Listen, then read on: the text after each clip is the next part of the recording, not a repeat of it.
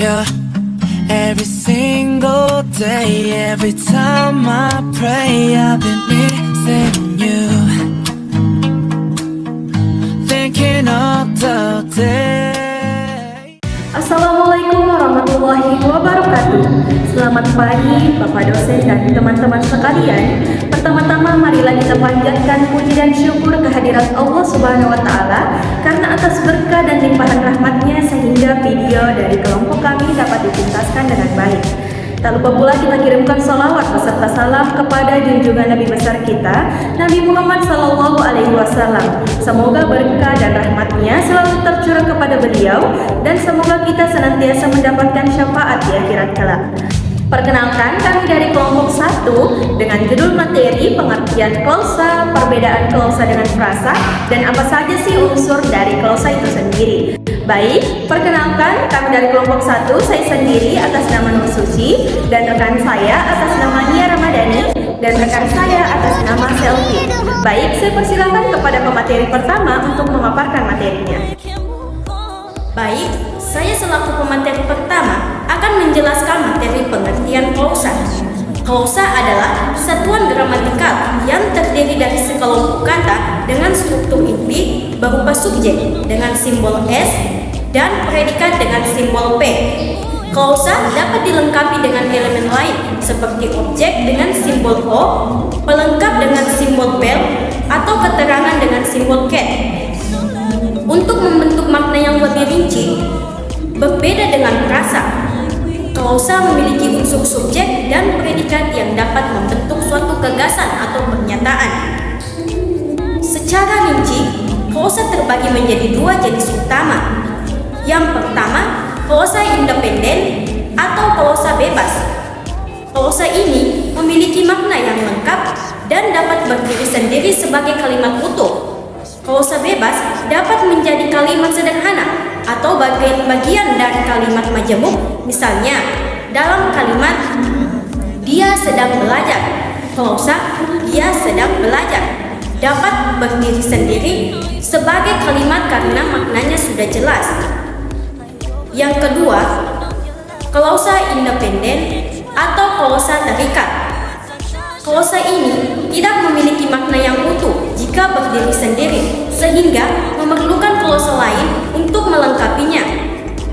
Klausa terikat biasanya diawali oleh konjungsi atau kata penghubung seperti ketika, jika, atau karena yang menunjukkan hubungan dengan klausa utama. Contohnya, dalam kalimat ketika dia sedang belajar, ibunya datang. Klausa ketika dia sedang belajar ada klausa terikat karena tidak memiliki makna yang jelas tanpa klausa utama. Selain itu, klausa juga dapat dikategorikan berdasarkan fungsinya dalam kalimat seperti klausa nominal, berfungsi sebagai subjek, objek, atau pelengkap. Misalnya, bahwa dia berhasil. Dalam kalimat aku yakin bahwa dia berhasil. Klausa adjektif berfungsi sebagai penjelas atau penentu kata benda. Misalnya, yang pandai. Dalam kalimat, siswa yang pandai akan mendapatkan penghargaan.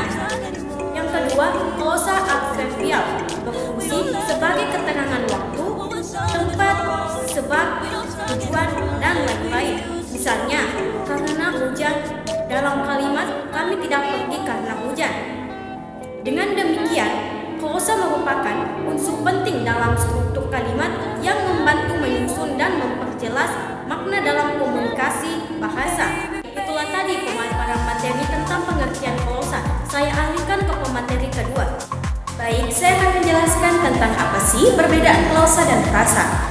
Di mana frasa dan klausa adalah dua unsur gramatikal dalam bahasa yang berbeda dalam struktur dan fungsinya.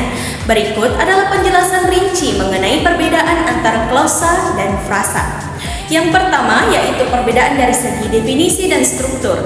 Klausa adalah satuan gramatikal yang terdiri dari subjek dan predikat sebagai elemen utamanya. Karena memiliki subjek dan predikat, klausa bisa membentuk makna yang lebih lengkap dan bisa berdiri sendiri sebagai kalimat atau menjadi bagian dari kalimat yang lebih besar. Contohnya yaitu Anita belajar. subjeknya Anita dan predikatnya belajar, yaitu pengertian dari frasa. Frasa adalah sekelompok kata yang tidak memiliki struktur subjek dan predikat. Frasa hanya terdiri dari gabungan kata yang membentuk satu kesatuan makna, namun tidak bisa berdiri sendiri sebagai kalimat lengkap. Frasa digunakan untuk memperjelas atau menambah makna dalam kalimat. Contohnya yaitu buku baru, kata benda ditambah kata sifat. Yang kedua yaitu kemampuan berdiri sendiri. Klausa itu sendiri, klausa independen atau klausa bebas, dapat berdiri sendiri sebagai kalimat karena mengandung makna yang utuh. Misalnya, pada kalimat dia pergi ke sekolah, namun klausa dependen atau klausa terikat tidak bisa berdiri sendiri karena tidak memiliki makna lengkap tanpa klausa utama. Contohnya yaitu karena hujan turun. Frasa tidak bisa berdiri sendiri sebagai kalimat karena tidak memiliki subjek dan predikat. Frasa hanya dapat menjadi bagian dari kalimat atau klausa seperti di sekolah atau sangat pintar. Yang ketiga yaitu jenis berdasarkan fungsi. Klausa berdasarkan fungsinya dalam kalimat. Klausa bisa menjadi berbagai jenis. Yang pertama yaitu klausa nominal, berfungsi sebagai subjek atau objek, seperti bahwa ia datang dalam kalimat aku tahu bahwa ia datang. Yang kedua yaitu klausa adjektifal, berfungsi sebagai penjelas kata benda seperti yang rajin belajar dalam kalimat siswa yang rajin belajar akan berhasil. Yang ketiga yaitu klausa adverbial, berfungsi sebagai keterangan seperti ketika dia tiba dalam aku sedang bekerja ketika dia tiba. Selanjutnya yaitu frasa. Berdasarkan jenis katanya, frasa dibagi menjadi beberapa jenis. Yang pertama frasa nominan, di mana terdiri dari kata benda seperti buku, cerita. Yang kedua yaitu frasa verbal, terdiri dari kata kerja seperti sedang belajar. Yang ketiga frasa adjektifal, yaitu terdiri dari kata sifat seperti sangat cantik. Dan yang keempat yaitu frasa preposisional atau dimulai dengan kata depan seperti di dalam kelas. Contoh dan fungsinya dalam kalimat. Yang pertama yaitu klausa dalam kalimat. Dia makan siang. Penjelasannya klausa bebas yang bisa berdiri sendiri. Karena dia lapar, klausa terikat yang memerlukan klausa utama. Yang kedua yaitu frasa dalam kalimat. Saya membeli buku baru. Frasa nomina yang berfungsi sebagai objek. Dia berlari sangat cepat. Frasa adjektifal yang berfungsi sebagai keterangan cara. Selanjutnya yaitu peran dalam penyusunan kalimat. Yang pertama klausa. Dalam kalimat kompleks, klausa dapat bergabung untuk membentuk kalimat majemuk atau kalimat majemuk bertingkat. Klausa memungkinkan penyampaian informasi yang lebih rinci dan kompleks. Yang kedua yaitu frasa. Frasa memperkaya kalimat tanpa membentuk struktur kalimat baru. Frasa digunakan untuk mendetailkan atau memperluas makna, tetapi tidak dapat menjadi kalimat tersendiri. Sebagai ringkasan dari perbedaan klausa dan frasa, yaitu klausa memiliki subjek dan predikat, bisa menjadi kalimat utuh atau jika klausa bebas, sedangkan frasa tidak memiliki subjek predikat dan tidak bisa berdiri sendiri sebagai kalimat. Sedangkan klausa memberikan informasi lebih lengkap dan kompleks, sementara frasa memperjelas makna dalam bagian kalimat. Itulah tadi pemaparan materi dari saya tentang perbedaan frasa dan klausa. Selanjutnya saya alihkan ke pemateri selanjutnya. Baik, saya selaku pemateri ketiga akan menjelaskan unsur klausa. Unsur klausa terdiri dari beberapa komponen inti yang membentuk satuan gramatikal dengan makna tertentu. Nah, berikut adalah penjelasan tentang unsur-unsur klausa. 1. Subjek. Subjek adalah unsur klausa yang berfungsi sebagai pelaku, pokok, atau hal yang dibicarakan dalam klausa. Subjek umumnya berupa kata benda, frasa nomina, atau pronomina. Adapun contohnya, Anita membaca buku. Anita sebagai subjek. 2. Predikat. Predikat adalah unsur klausa yang berfungsi untuk menjelaskan atau memberi keterangan tentang subjek. Predikat biasanya berupa kata kerja, tetapi bisa juga berupa kata sifat, kata benda, atau frasa verbal. Contohnya, Anissa membaca buku. Membaca sebagai predikat. Yang ketiga, objek. Objek adalah unsur klausa yang menjadi sasaran tindakan dari predikat. Ketiga, objek. Objek adalah unsur klausa yang menjadi sasaran tindakan dari predikat. Objek biasanya mengikuti predikat dan bersifat wajib dalam klausa transitif atau klausa dengan kata kerja yang memerlukan objek. Objek umumnya berupa kata benda atau frasa nomina. Contohnya, Anita membaca buku. Buku sebagai objek. Yang keempat, pelengkap. Pelengkap adalah unsur klausa yang melengkapi predikat, tetapi berbeda dari objek. Pelengkap tidak bisa menjadi subjek dalam kalimat pasif, dan biasanya memberikan keterangan tambahan yang memperjelas predikat. Pelengkap biasanya hadir setelah kata kerja atau kata sifat tertentu. Contohnya, dia menjadi guru.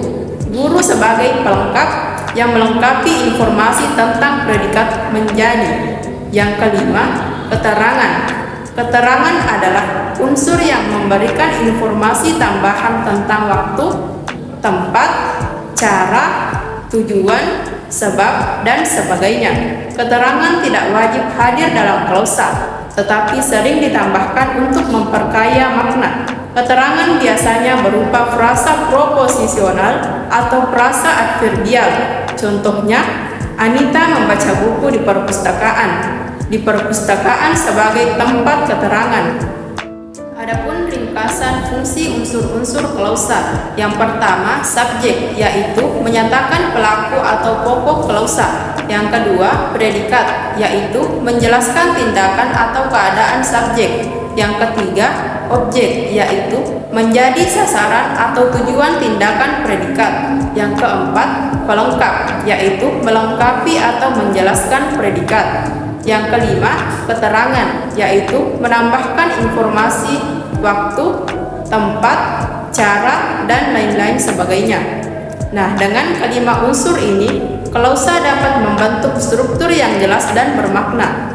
Tidak semua klausa harus memiliki semua unsur ini. Beberapa mungkin hanya terdiri dari subjek dan predikat. Tetapi untuk klausa yang lebih kompleks, unsur tambahan seperti subjek, pelengkap, atau keterangan dapat hadir. Nah, itulah tadi pemaparan materi unsur klausa dari saya. Baik, adapun kesimpulan dari materi ini adalah klausa adalah satuan gramatikal yang terdiri dari subjek dan predikat, sehingga dapat berdiri sendiri dan membentuk makna lengkap, berbeda dari frasa yang hanya berupa kelompok kata tanpa subjek predikat. Klausa terbagi menjadi klausa independen dan dependen, sementara frasa dikategorikan berdasarkan jenis katanya. Klausa membentuk kalimat lengkap, sedangkan frasa memperkaya makna kalimat. Unsur-unsur dalam klausa seperti subjek, predikat, objek, pelengkap, dan keterangan bekerja bersama untuk menyusun struktur kalimat yang bermakna. Baik, itulah tadi kesimpulan dari materi kami. Baik, itulah tadi pemaparan materi dari kelompok kami.